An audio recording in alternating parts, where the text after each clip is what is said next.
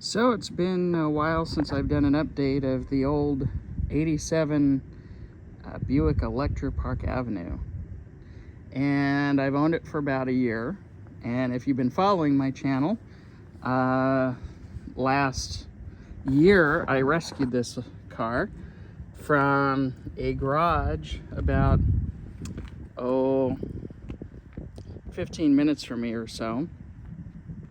And it was on its way to the scrapper, just like most of the cars that I pick up. It was on non-op, but it had an engine issue. They said that the engine was bad, and I thought, okay, that's kind of interesting. Of course, as it turned out, it wasn't, and it was just a bad coil pack. And so I rescued this old Park Avenue, and I've had it now for over a year. It's been about 13 months or so, and so far so good. It drives very good. I've taken it to a couple car shows for 1980s cars, and people absolutely loved it. And so I've done a few things to it since I've had it. We got the air conditioning working, and we did the catalytic converter, which was no good because they drove it with a bad coil pack and it burned out the catalytic converter, and so we had to replace that. Needless to say, a good cleaning. I actually repainted all of the trim, the black trim, not too long ago.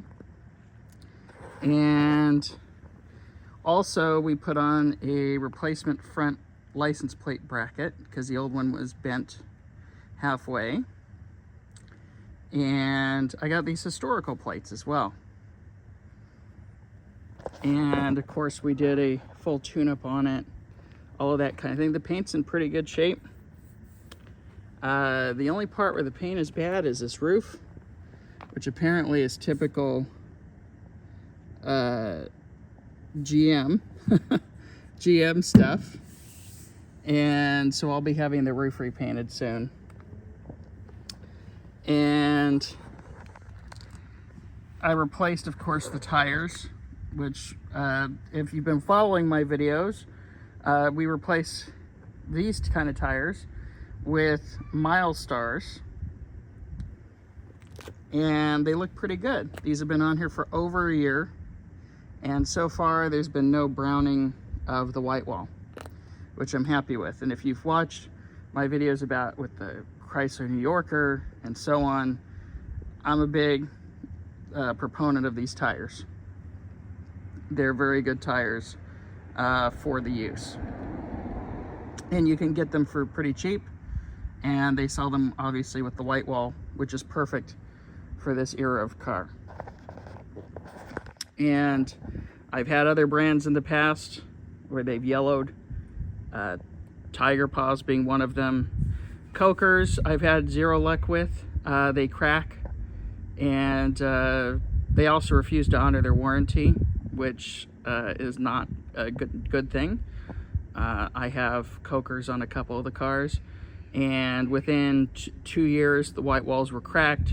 I followed their care instructions and they still cracked anyway.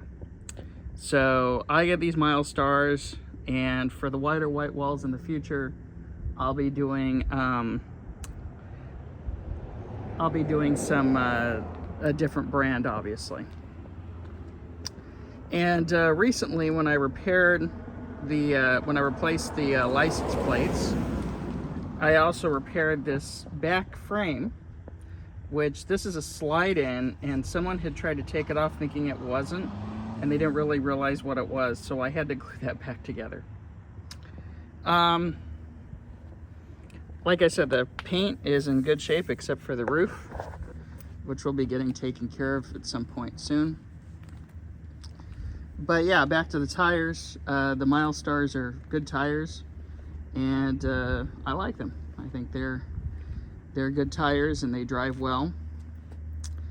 And let's take a look at another thing I replaced, which was This whole light assembly, I found it at Pick Apart. The one that was on here was not correct. There was no outlet for the cornering lamp. And so I found one at Pick Apart and replaced it last year, which was good. I also replaced the other side because the plastic on the back was broken. And so we have two new ones, along with the trim being repainted. I also replaced down here the stainless trim here, and on the back I replaced this side, and I replaced that Park Avenue because it was missing.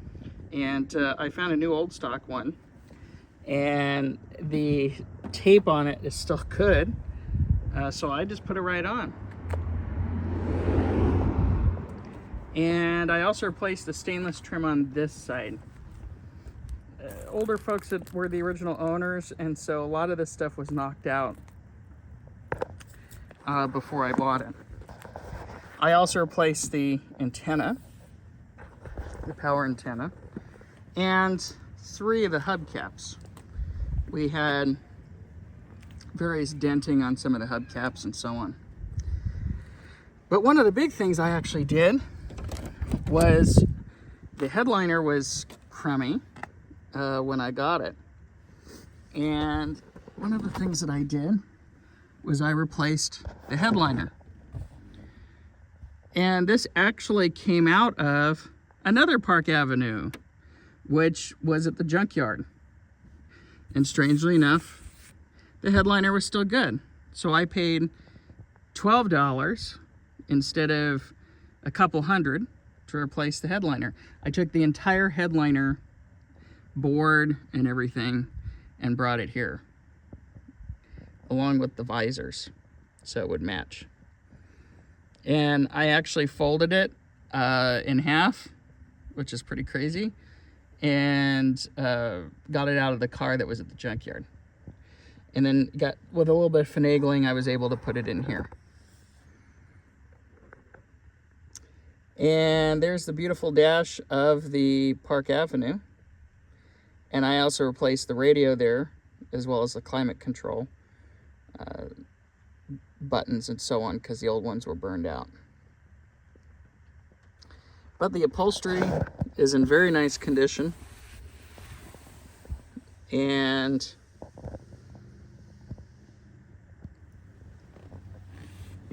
the door panels are clean. And really, it's a great car considering I got it for a couple $100. Now let's take a look at the engine compartment.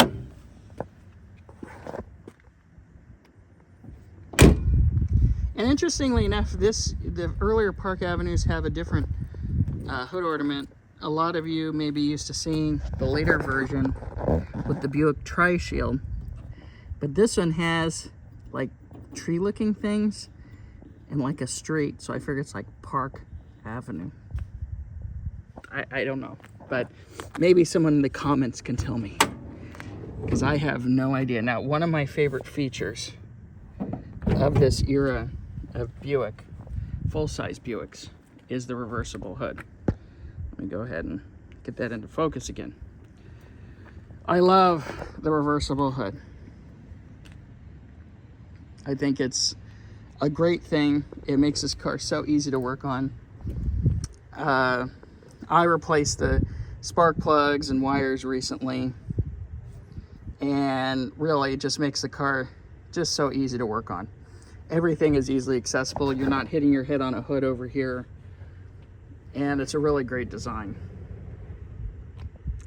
This is Buick's 3.8 liter pre-3800.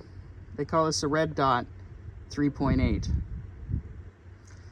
This year is just a few months prior to it being replaced with the 3800.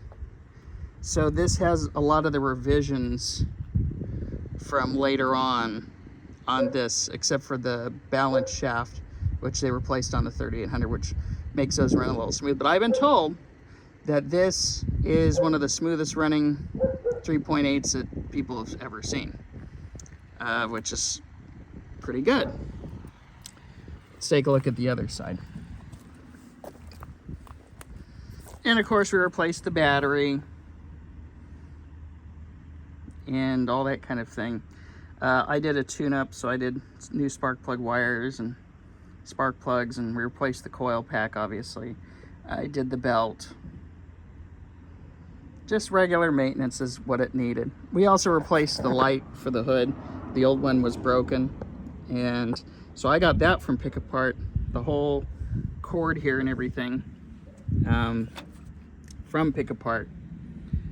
It came out of the same car where the headlights came from, and the headliner. Actually, it all came from the same car. I always like doing that, so let's go ahead and we'll go ahead and start it up.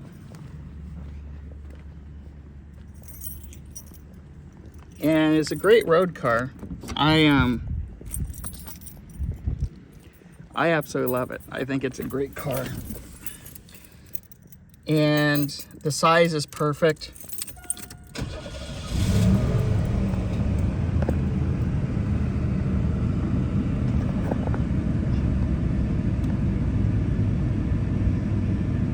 And right now we have 131, 117.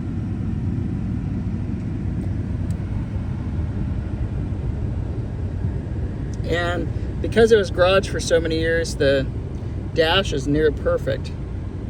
It doesn't have that folding thing down, and the dash isn't all messed up. There's no cracks on it. This just has the basic cluster with the warning lights, as well as the basic EC control. Doesn't have any of the digital stuff. There's also no rear defrost either, which is interesting. This is a Park Avenue, but it was ordered with the Concert Sound 2, which is the higher end sound system, but yet it has the manual controls for the AC and the basic cluster, not the digital one, and not the full cluster, and of course no rear defrost. So someone clearly ordered this, and originally the car had the more basic radio on it, but it has Concert Sound 2. I'm wondering if someone had just replaced it at some point, because this is actually the radio that belongs in here. I bought this from Canada. It came from Canada. I have to send it out. There's some issues with the tape player, but the radio works and everything, so I have a Bluetooth transmitter deal.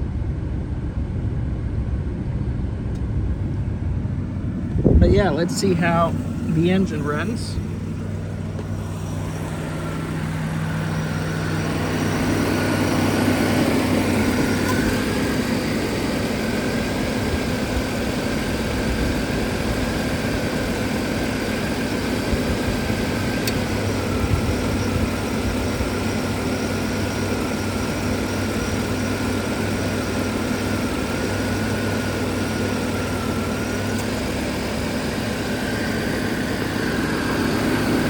With the AC on,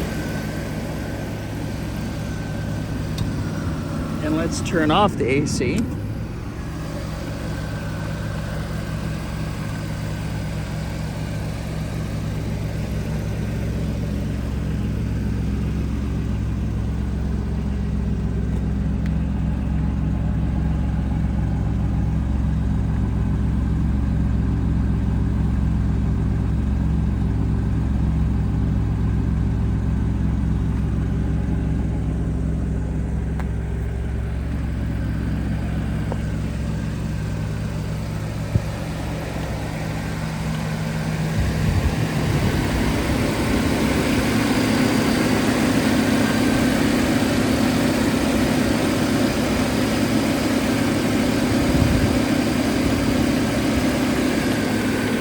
So it runs good, it drives good. Like I said, you can't beat it for $200. And course, it's another rescue, which is always great. If you've been following my channel, all the cars are basically rescues that are days or hours away from being scrapped, or have been neglected for years and are basically going to be scrapped.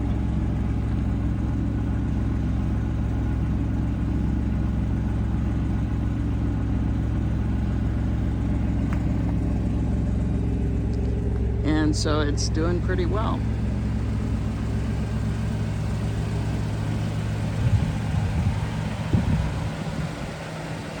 And that is an update, December 2024, of the 1987 Buick Electra Park Avenue. Please like and subscribe my videos, to my videos I should say, and feel free to share. Have a great day.